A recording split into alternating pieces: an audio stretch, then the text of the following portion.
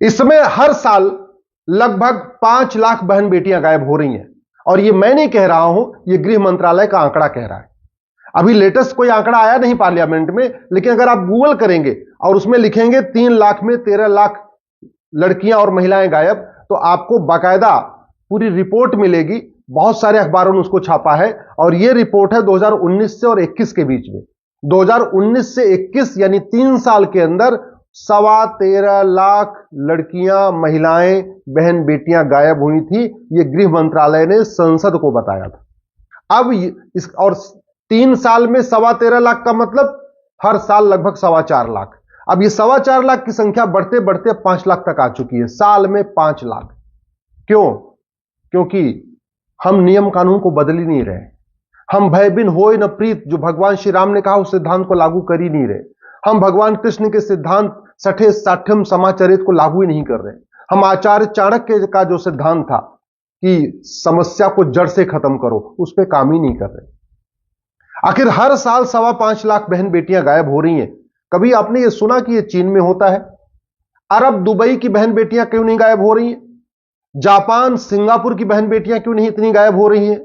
America, चीन, रूस और भी देश हैं, वहां इतनी ज्यादा बड़ी मात्रा में बहन बेटियां क्यों नहीं गायब हो रही हैं? और भारत में हर साल 5 लाख बहन बेटियां क्यों गायब हो रही हैं? मैं अब इसमें कम्युनल एंगल नहीं देना चाहता। मैं कह रहा हूं बहन बेटियां, चलो 80% उसमें हिंदू हैं या 85% हिंदू हैं या 90% हिंदू हैं, जो भी है, लेकिन 5 लाख तो गायब हो रही है ना। कुछ दिन पहले ही एक आंकड़ा आया था कि असम, बंगाल, पूर्वोत्तर के राज्यों से जो आदिवासी महिलाएं थी, उनके बच्चे गायब हो जा रहे थे और सारे के सारे बच्चे मिले थे केरल में। और उनका पता चला, जो लड़के थे उनका खतना कर दिया था, लड़कियों को भी कन्वर्ट कर दिया था, सबका नाम भी बदल दिया था। तो भारत में कन्वर्जन के लिए किडनैपिंग होती है, यह मामला ऑलरेडी सिद्ध हो चुका है और केरल हाईकोर्ट ने सीबीआई जांच का ऑर्डर भी दिया था। और आज भी ये चल रहा है। क्यों चल रहा है? क्योंकि हम समस्या की चर्चा करते हैं, मूल कारण अस्थायी समाधान की नहीं। जैसे इसमें कश्मीर में नरसंहार हो गया 28 लोगों का, तो हम कश्मीर के नरसंहार की चर्चा कर रहे हैं। इसका मूल कारण क्या है, अस्थायी समाधान क्या है, उस पर चर्चा नहीं कर रहे हैं। कश्मीर में नरसंहार हुआ था, हमने काफी दिन तक टीवी में देखा, अखबारों में पढ़ा, मूल कारण क्या है, अस्थायी समाधान क्या है, इस पर कभी चर्चा नहीं की। मणिपुर में दंगा हुआ, मणिपुर में आगजनी हुई, मणिपुर में नरसंहार हुआ, हमने उसकी खूब चर्चा किया। मूल कारण क्या है, अस्थायी समाधान क्या है, चर्चा, इस पर चर्चा नहीं की। न संसद में मूल कारण अस्थायी समाधान पे चर्चा हो रही है, न इलेक्ट्रॉनिक मीडिया में मूल कारण अस्थायी समाधान पे चर्चा हो रही है, न अखबार मूल कारण अस्थायी समाधान को लिख रहे हैं, न सुप्रीम कोर्ट और हाई कोर्ट में मूल कारण अस्थायी समाधान पे चर्चा हो रही है। सुप्रीम कोर्ट, हाई कोर्ट में मैटर आए जा रहे हैं, उनका समाधान, उनको जमानत दे रहे हैं या जमानत नहीं दे रहे हैं, मूल कारण अस्थायी समाधान पे चर्चा नहीं कर रहे। Election reform, police reform, judicial reform, administrative reform, tax reform, न इस पे संसद में चर्चा हो रही, न विधानसभा में चर्चा हो रही, न हाई कोर्ट में चर्चा हो रही, न सुप्रीम कोर्ट में चर्चा हो रही, न इलेक्ट्रॉनिक मीडिया में चर्चा हो रही, न प्रिंट मीडिया में चर्चा हो रही। भारत में इतनी चीजें मजहब मतलब नफरत बढ़ती जा रही है, हम हेट स्पीच को डिफाइन नहीं कर रहे। 2017 में लॉ कमीशन ने जो रिपोर्ट बनाई थी, रिपोर्ट नंबर 267, उसमें उन्होंने हेट स्पीच को डिफाइन किया था। दुर्भाग्यवश आज तक हमने भारतीय न्याय संहिता में हेट स्पीच पे एक चैप्टर नहीं डाला। मैं गारंटी के साथ कहता हूं, इस भारतीय न्याय संहिता के बदले अमेरिका का फेडरल पिनल कोड लागू कर दिया जाए। ये मेरे एक हाथ में भारतीय न्याय संहिता है, दूसरे हाथ में अमेरिका का फेडरल पिनल कोड है। मैं गारंटी के साथ कहता हूं 50% अपराध कम हो जाएगा। ये जो हर साल 5 लाख बहन बेटियां गायब हो रही हैं, इस कानून के बदले ये नया फेडरल पिनल कोड लागू करते ही ये 5 लाख बहन बेटियों में से 50% कम हो जाएंगी, यानी 2.5 लाख बहन बेटियां गायब हो गई, ये केवल एक किताब बदलने से। और सबके हाथ में अमेरिका का आईफोन है, सबके हाथ में अमेरिका का आईपैड है, अमेरिका की घड़ी है, एप्पल की वॉच है, लेकिन अमेरिका का कानून लेने में हम बहुत हिचकते हैं। अमेरिका का सब कुछ चाहिए, अमेरिका घूमने जाएंगे, अमेरिका टहलने जाएंगे, अमेरिका की बात करेंगे, लेकिन अमेरिका का कानून लागू नहीं करेंगे। भारत को अगर सुरक्षित करना है तो सबसे पहले जुडिशियल रिफॉर्म करिए। सब भारत को सुरक्षित करना, सबसे पहले पुलिस रिफॉर्म करिए। 1861 का पुलिस एक्ट आज तक चल रहा है, आज तक 1861 का यह पुलिस एक्ट चल रहा है। दुनिया कहां से कहां पहुंच गई, हमने आज तक पुलिस रिफॉर्म किया नहीं, पुलिस को स्वतंत्र और निष्पक्ष बनाया नहीं। पुलिस को आज तक हमारा थाना आज भी भ्रष्टाचार का अड्डा बना हुआ है। आज भी जो है पुलिस में पुलिस सत्ता की गुलाम बनी। हमने पुलिस को स्वतंत्र निष्पक्ष कर बनाया नहीं कि हाँ पुलिस अपराधियों के ऊपर टूट पड़े, ऐसा हमने किया ही नहीं। एक पुलिस चार्टर लागू नहीं किया। पुलिस का इन्वेस्टिगेशन टाइम बाउंड होना चाहिए, हर हालत में 3 महीने के अंदर इन्वेस्टिगेशन होना चाहिए, ऐसा हमने सिस्टम बनाया नहीं। अगर पुलिस गलत जांच करे तो उसको कठोर दंड मिलना चाहिए, ऐसा हमने सिस्टम बनाया नहीं। तो झूठी शिकायतें भी हो रही हैं, झूठी एफआईआर भी हो रही है, झूठी जांच भी हो रही है, कोई फर्क ही नहीं पड़ता।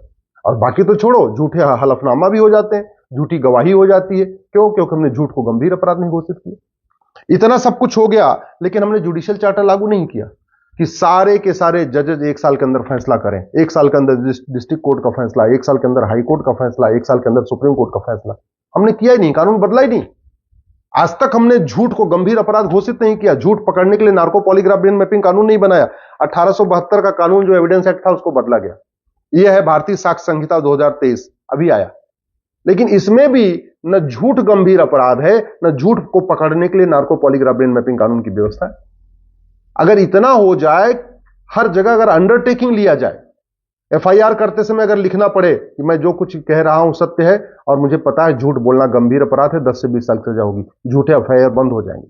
अगर ये हो जाए झूठी गवाही के समय कि झूठी गवाही देना गंभीर अपराध है, मुझे पता है कि अगर मेरी गवाही झूठी हुई तो मुझे 10 से 20 साल की सजा होगी, झूठी गवाही कोई देगा नहीं।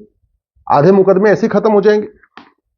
हम न पुलिस रिफॉर्म पे चर्चा कर रहे हैं, ना हम इस नेशनल सिक्योरिटी एक्ट को बदल के इसमें राष्ट्र की सुरक्षा के लिए क्या क्या खतरे हैं इसको हम इसमें लिख नहीं रहे।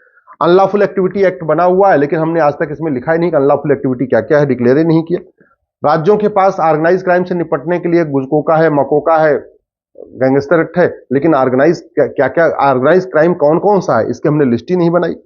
नागरिकता कानून इतना सड़ा हुआ है कि आज तक किसी आतंकवादी, जिहादी, उन्मादी की नागरिकता ही नहीं, किसी बलात्कारी की, किसी किडनैपर की नागरिकता गई नहीं। रिप्रेजेंटेशन ऑफ पीपल एक्ट इतना सड़ा हुआ है कि एक पंजाब का अलगाववादी और एक कश्मीर का अलगाववादी सांसद बन गया। 1950-51 का कानून है, अंग्रेजों का कॉपी पेस्ट किया हुआ है। इलेक्शन रिफॉर्म हमने किया नहीं, इलेक्शन रिफॉर्म किया नहीं, पुलिस रिफॉर्म किया नहीं, जुडिशियल रिफॉर्म किया नहीं।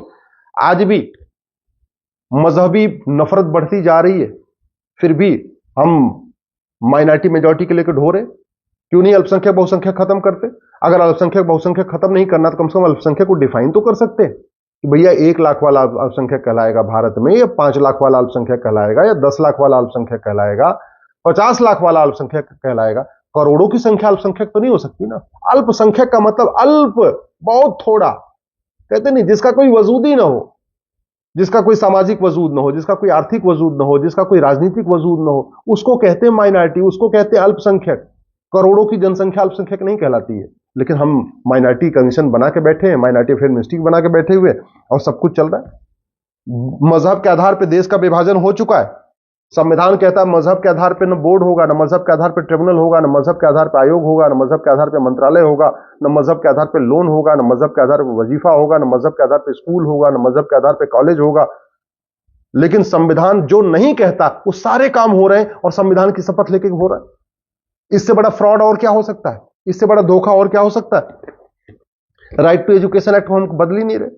क्यों नहीं राइट टू एजुकेशन एक्ट को इसमें इक्वल शब्द जोड़ के राइट टू इक्वल एजुकेशन कर देते हैं, समान शिक्षा लागू कर देते हैं, भाई 10वीं तक सब लोग एक समान शिक्षा लें। सवाल यह है, हमारे पड़ोस में पाकिस्तान है और चीन के पड़ोस में भी पाकिस्तान है। हमारे यहां आतंकवाद क्यों है, चीन में आतंकवाद क्यों नहीं है? हमारे यहां इतनी ज्यादा किडनैपिंग है, चीन में इतनी किडनैपिंग क्यों नहीं है? हमारे यहां इतना घूसखोरी, कमीशनखोरी, जमाखोरी, मिलावटखोरी, कालाबाजारी है, सिंगापुर में क्यों नहीं है? हमारे यहां इतना घुसपैठ है, हमारे यहां इतना धर्मांतरण है, हमारे यहां इतना ड्रग स्मगलिंग है, हमारे यहां इतना ह्यूमन ट्रैफिकिंग है, पूरी दुनिया में तो नहीं है ना। कौन सी समस्या भारत की ऐसी समस्या है जो लाइलाज है? भारत की कौन सी समस्या वर्ल्ड वाइड है? भारत की कौन सी समस्या ऐसी है जो 5 साल में जिसका इलाज नहीं हो सकता है? आर्म्स एक्ट बनाया था, इसको हमने बदला ही नहीं। मनी लॉन्ड्रिंग एक्ट इतना सड़ा हुआ है कि हवाला कारोबार फल फूल रहा है, खूब फल फूल रहा है। ये जितने आतंकवादी, जिहादी, उन्मादी होते हैं, या जितने धर्मांतरण कराने वाले होते हैं, या जितने किडनैपिंग करने वाले हैं, ये जो हर साल 5 लाख लड़कियां गायब हो रही हैं, अंत में बिक रही हैं ना। तो ये जो लड़कियों को किडनैपिंग वाला कारोबार चलता है, वो बैंक में थोड़ी चलता है, ऑनलाइन पैसा थोड़ी आता है, कैश में चलता है। जरूरत क्या है 100 रुपए से बड़े नोट की? जरूरत क्या है 5,000 रुपए से ऊपर कैश लेन देन की? क्यों नहीं हम आधार बना रखे हैं, आधार को प्रॉपर्टी से लिंक करके चीजों को आइडेंटिफाई कर दे रहे हैं? क्यों नहीं हम, जब आधार का नाम यूनिक आइडेंटिटी है, तो हम सबके जितने भी डॉक्यूमेंट है सबका यूनिक नंबर क्यों नहीं बना देते कि भाई आधार नंबर ही पैन नंबर होगा, आधार नंबर ही आपका ड्राइविंग लाइसेंस नंबर होगा, आधार नंबर ही आपका पासपोर्ट नंबर होगा, आधार नंबर ही आपका राशन कार्ड का नंबर होगा। क्यों नहीं हम उसको यूनिक कर दे रहे? अगर हम इस आधार नंबर को हर व्यक्ति का यूनिक आइडेंटिटी डिक्लेयर कर दें, मैं कह रहा हूं 25% भ्रष्टाचार, 25% अपराध खत्म हो जाएगा। ये प्रिवेंशन ऑफ करप्शन एक्ट बना हुआ है, फिर भी अपराधी, ड्रग स्मगलर, ह्यूमन ट्रैफिकिंग करने वाले, मानव तस्करी वाले पैसा दे दे के छूटते जा रहे हैं। जजों को भी पैसा दे रहे हैं, जांच करने वालों को भी पैसा दे रहे हैं। क्यों नहीं ड्रग स्मगलिंग का कारोबार हम खत्म करने के लिए इस कानून को बदल रहे? क्यों नहीं ये बेनामी लेन देन को बंद करने के लिए हम बेनामी प्रॉपर्टी लॉ को बदल रहे? क्यों नहीं मनी लॉन्ड्रिंग, ब्लैक मनी वाला कानून जो चल रहा है इसको बदल के, जैसे दुनिया के कई देशों में काला धन, बेनामी संपत्ति, ऐसी संपत्ति रखने पर फांसी दी जाती है, 100% प्रॉपर्टी जब्त की जाती है, नागरिकता खत्म की जाती है, वो कानून हम क्यों नहीं बना रहे? 5 लाख बहन बेटियां साल में गायब हो रही हैं। मैं गारंटी के साथ कहता हूं इन समस्याओं का समाधान 5 साल में हो सकता है। भारत की ऐसी कोई समस्या नहीं है जिसका इलाज 5 साल में नहीं हो सकता। भारत की कोई भी ऐसी समस्या नहीं है जिसका इलाज नहीं हो सकता और मात्र 5 साल में नहीं हो सकता। भारत की कोई भी समस्या वर्ल्ड वाइड नहीं है, विश्वव्यापी नहीं है। लेकिन जो समस्या है ना, इसको बदलने के लिए नियम कानून बदलना पड़ेगा। कलेक्टर बदलने से, थानेदार बदलने से, हवलदार बदलने से, सांसद बदलने से, विधायक बदलने से, मंत्री बदलने से, मुख्यमंत्री बदलने से कोई समस्या खत्म नहीं होगी। और मैं कह रहा हूं भारत की 80% समस्याएं मात्र 5 साल में ठीक हो सकती हैं, कानून मंत्रालय अपना ढंग से काम करे तो। कानून मंत्रालय ढंग से काम नहीं कर रहा है, इसलिए सारी समस्याएं हैं। इसलिए मैं आपसे आग्रह कर रहा हूं, दल गुलामी छोड़िए, पार्टियों की गुलामी छोड़िए, कानून बदलने की मांग करिए।